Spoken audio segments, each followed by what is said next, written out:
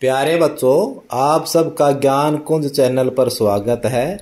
आज के विषय का अध्ययन करने से पहले आप इस चित्र को देखो और बताओ इस चित्र में कौन कौन है, उनका क्या कार्य है। अच्छा ये बताओ चित्र में टोपी वाला कौन है? हाँ तुम बताओ भाई, जो हाथ खड़ा कर रहा है बच्चा। हाँ बताओ। डाकिया आपको कैसे पता?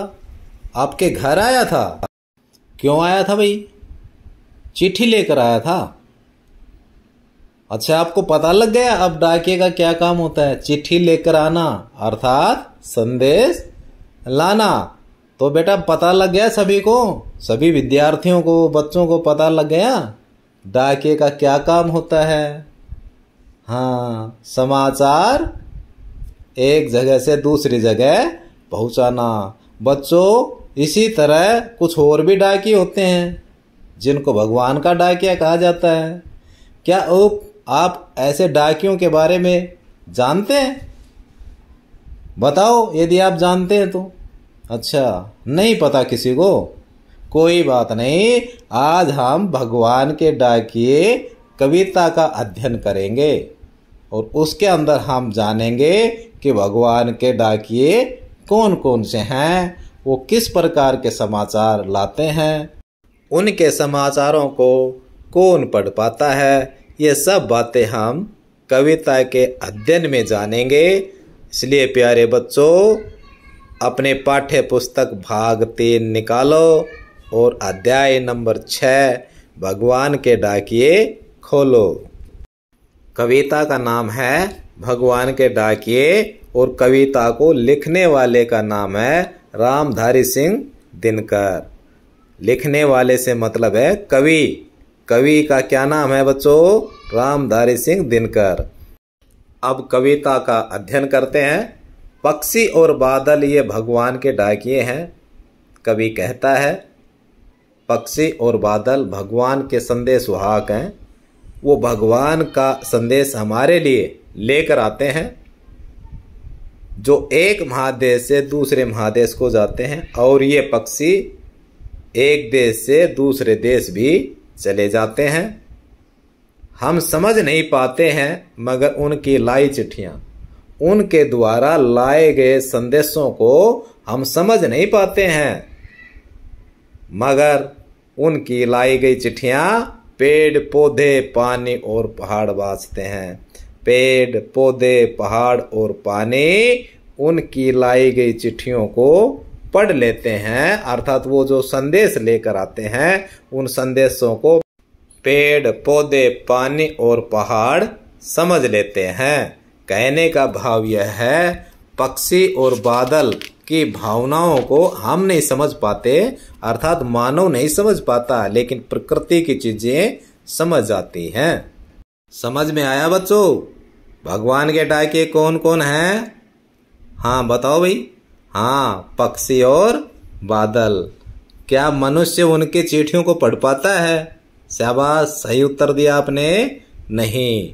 उनके चिट्ठियां कौन पढ़ पाता है? ये तीसरी लाइन वाला बच्चा बताएगा जो सबसे आगे बैठा है। हाँ बेटा बताओ। शाबाश, कौन कौन पढ़ पाता है? हाँ सही उत्तर है पेड़ पौधे पानी और पहाड़। बच्चों अब अगले पद की व्याख्या करते हैं। दूसरा पद्यांश, हम तो केवल यह आंकते हैं कि एक देश की धरती दूसरे देश को सुगंध भेजती है और वह सौरभ हवा में तैरते हुए पक्षियों की पांखों पर तिरता है और एक देश का भाप दूसरे देश में पानी बनकर गिरता है।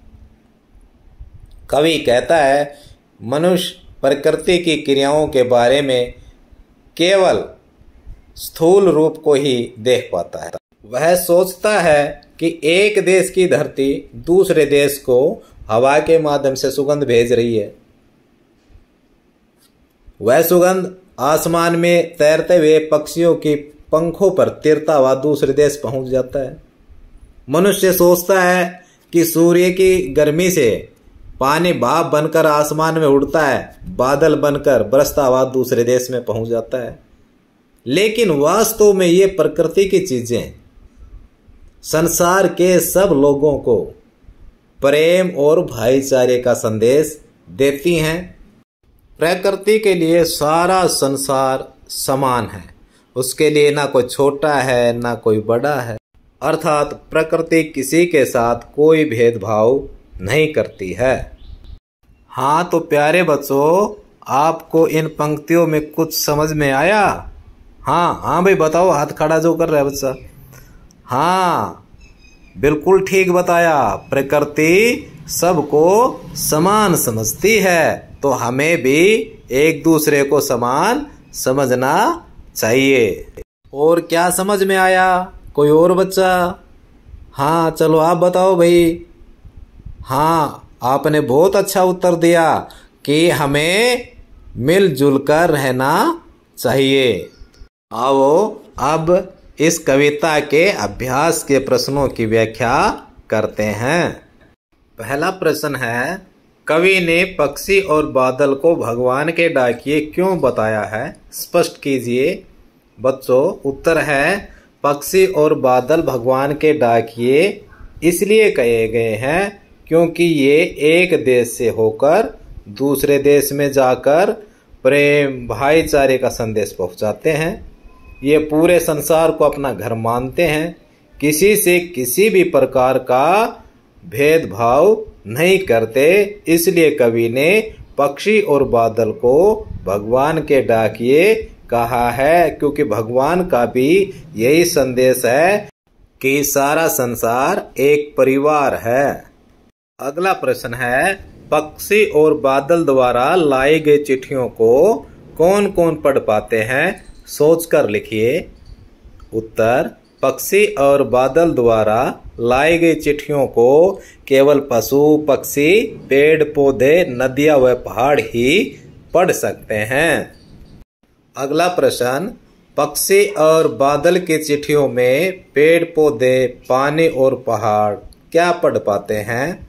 उत्तर, पक्षी और बादल की चिट्ठियों में पेड़ पौधे और पहाड़ प्रेम भाईचारा समानता आदि की भावनाओं को पढ़ पाते हैं, जिनको मनुष्य अपने भेदभाव स्वार्थ जैसी दुर्भावना के कारण पढ़ नहीं पाता है। अर्थात मनुष्य ने स्वयं को अपनी सीमाओं में बांध लिया है। बच्चों, पानी धूप चांदनी सुगंध यानी कि प्रकृति की जितने भी चीजें हैं ना, वो सभी लोगों के साथ समान व्यवहार करती हैं। वो चाहे कोई अमीर हो या कोई गरीब हो, प्रकृति के लिए सब समान हैं। अतः हमें भी सबके साथ समान व्यवहार करना चाहिए। हमारा अगला प्रश्न है, एक देश की धरती दूसरे देश को सुगंध भेजती है, कथन का भाव स्पष्ट कीजिए। उत्तर, इस कथन का यह अर्थ है कि प्रकृति की चीजें जैसे सुगंध हवा पानी आदि पूरे संसार से समानता और प्रेम का व्यवहार करती हैं, तो हमें भी प्रकृति से सीख लेनी चाहिए। इस प्रकार प्रकृति की चीजें मनुष्य को एकता का संदेश देती हैं। आज का हमारा अध्ययन यही समाप्त हुआ। अगर आपको आज की कक्षा पसंद आई है तो चैनल को सब्सक्राइब और लाइक कर दीजिएगा। नए अध्याय के साथ फिर मिलेंगे।